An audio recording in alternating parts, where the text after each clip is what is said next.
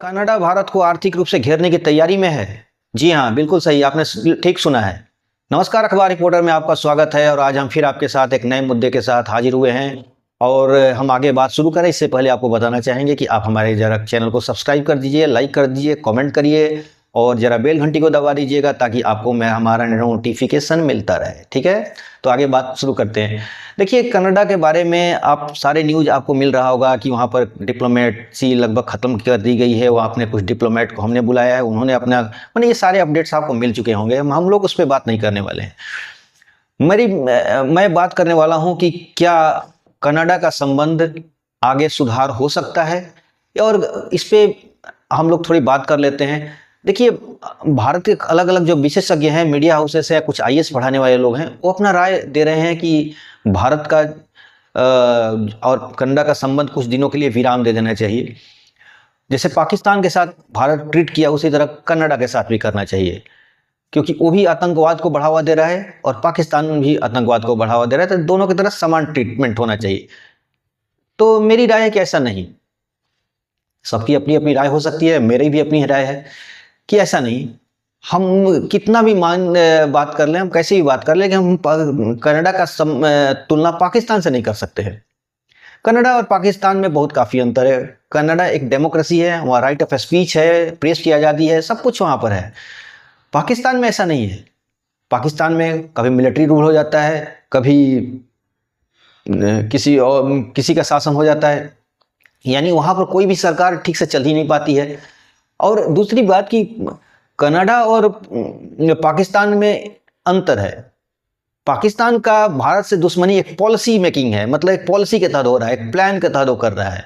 लेकिन कनाडा का पॉलिटिकली है, यानी एक पॉलिटिकल माइलेज लेने के लिए, चुनाव में फ़ायदा लेने के लिए और कुछ पॉलिटिकली बेनिफिट्स के लिए, कुछ वोट बैंक है उनके, उसके लिए वो ये काम कर रहा है। तो ये एक पार्टी बेस पर है और वहाँ पर एक नेशन बेस पर है, यानी वहाँ पर एक नेशनल पॉलिसी है कि भारत के साथ दुश्मनी रखना है, और यहाँ एक पॉलिटिकली माइलेज लेना है कि भारत के साथ दुश्मनी से हमको कुछ वोट मिल जा रहा है। तो दोनों में अंतर है।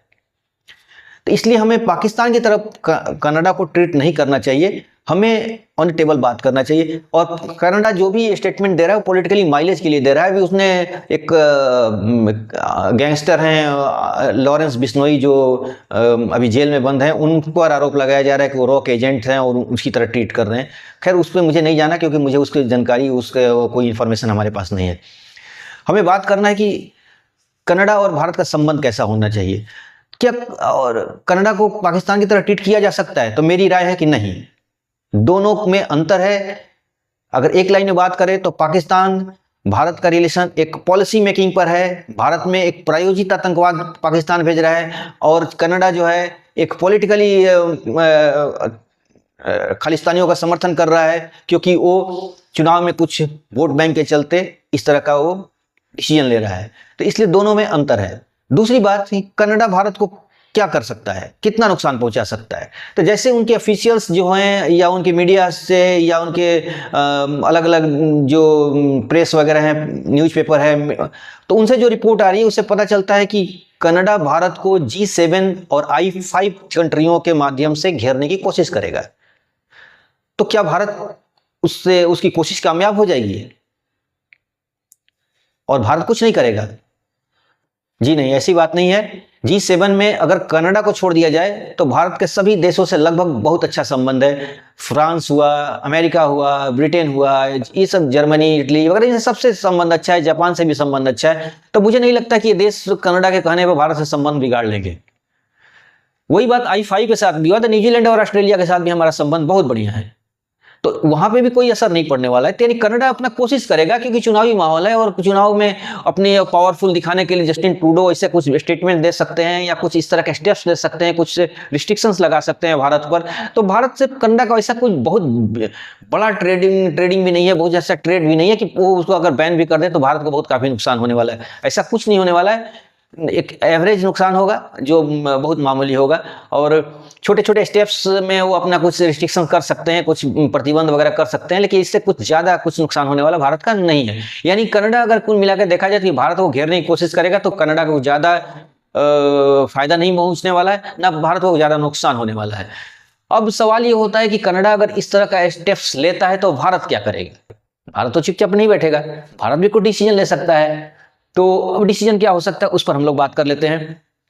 देखिए, भारत का स्टेप्स के लिए कुछ लोग राय दे रहे हैं कि भारत का जो कनाडा में अगले साल 2025 में G7 का मीटिंग्स होने वाली है, उसमें भारत बहिष्कार कर दे, उसको नहीं जाए। मेरा राय भी ये उससे ठीक उलट है। मेरी राय है कि नहीं, भारत को G7 में जाना चाहिए। जब सीईओ के मीटिंग में भारत पाकिस्तान जा सकता है, एक अपना विरोधी देश के पास जा सकता है, जो कि सीईओ इतना बड़ा संगठन भी नहीं है, उसमें एक चीन है जो भारत का विरोधी है, और जितने और वही कजाकिस्तान, उज्बेकिस्तान वगैरह जो देश हैं, उनसे भारत का लगभग एक एवरेज, ज्यादा कोई संबंध खराब भी नहीं है, बहुत अच्छा भी नहीं है, एक एवरेज है। एक रूस है जिससे अच्छा संबंध है। तो सिर्फ एक रूस की वजह से हम लोग जा रहे हैं सीईओ में पाकिस्तान जा सकते हैं, तो कनाडा जाने में क्या हर्ज है? G7 में बिल्कुल जाना चाहिए, भारत जाएगा भी, क्योंकि उसमें फ्रांस है, जर्मनी है, अमेरिका है, जापान है, इन सबसे हमारा संबंध बहुत बढ़िया है, और इससे कुछ बहिष्कार करने से भारत को मिलने वाला नहीं है। एक हल्का स्टेट कंट्री के रूप में भारत का छवि बन जाएगी कि भारत देखिए ना G7 में नहीं गया। तो मेरी राय है कि भारत तब मेरी राय है कि भारत को G7 में बिल्कुल जाना चाहिए। विशेषज्ञों की अपनी राय हो सकती है, जो आईएसए के जो करंट अफेयर पढ़ाते हैं उनकी अपना राय हो, मीडिया उसकी अपनी राय, सबकी अपनी अपनी राय, सबका राय का स्वागत है, लेकिन मेरी राय है कि G7 में भारत को जाना चाहिए। अब सवाल ये होता है कि उससे ज्यादा क्या भारत स्टेप्स ले सकता है? तो भारत उसके ज्यादा कि भारत अगर चाहे तो एक तरह से प्रेशर पॉलिटिक्स के तहत ब्रिक्स का यूज कर सकता है, और ब्रिक्स में भारत के लगभग वही देश हैं जो गुटेरपेक्स के समय भारत के साथ हुआ करते थे, जैसे रसिया हुआ, ईरान होगा, और कुछ गल्फ के कंट्री हैं, मिस्र वगैरह है। तो इनसे भारत का संबंध अच्छा है, और भारत इसका यूज करके G7 का एक काउंटर दे सकता है। लेकिन मुझे नहीं लगता कि G7 भारत के खिलाफ कुछ ऐसा कुछ कदम उठाएगा, मुझे नहीं लगता है। लेकिन चूंकि कनाडा उसमें एक मेंबर्स है, कनाडा अपनी राय प्रेशर देकर कुछ ना कुछ भारत का नुकसान करा सकता है। लेकिन तो भारत के पास भी ब्रिक्स जैसे देश हैं जिनको भारत उसका बखूबी इस्तेमाल कर सकता है। तो ऐसा कुछ नहीं है कि कनाडा अगर बहुत भारत को घेरने की कोशिश करेगा, कोशिश तो करेगा, वो कोशिश करेगा, क्योंकि वहां पर चुनावी माहौल है, तो इसलिए भारत तक कुछ ना कुछ कुछ सैंक्शन वगैरह कुछ लगाएगा। लेकिन उससे सैंक्शन से भारत का कुछ बिगड़ने वाला नहीं है, कुछ नुकसान होने वाली नहीं है। और मैं अलग और विशेषज्ञों से बिल्कुल अलग राय रखता हूं, जिनका कहना है कि भारत को उसमें नहीं जाना चाहिए G7 में। तो मेरा मानना है कि भारत को G7 में जाना चाहिए। और आगे बात कर लेते हैं अगर I5 के बारे में, कि I5 के तहत वो घेरने की कोशिश करेगा, तब हम हमारा क्या आगे का स्टेप्स होगा। तो भारत का स्टेप्स में अगर I5 की बात किया जाए तो न्यूजीलैंड और ऑस्ट्रेलिया आते हैं, और तो इनसे भी भारत का संबंध बहुत बढ़िया है। और मुझे नहीं लगता कनाडा के लिए वो भारत से संबंध बिगाड़ेंगे ये लोग। I5 के जो देश हैं, यूके है, उसमें यूएस है, तो वही देश हैं जो G7 में भी हैं, कुछ न्यूजीलैंड ऑस्ट्रेलिया को छोड़ दिया जाए तो न्यूजीलैंड ऑस्ट्रेलिया का भी भारत से संबंध बहुत बढ़िया है। तो ऐसा नहीं है कनाडा के कहने पर वो सिर्फ कनाडा के बेनिफिट्स के लिए अपने वो भारत से संबंध बिगाड़ लें।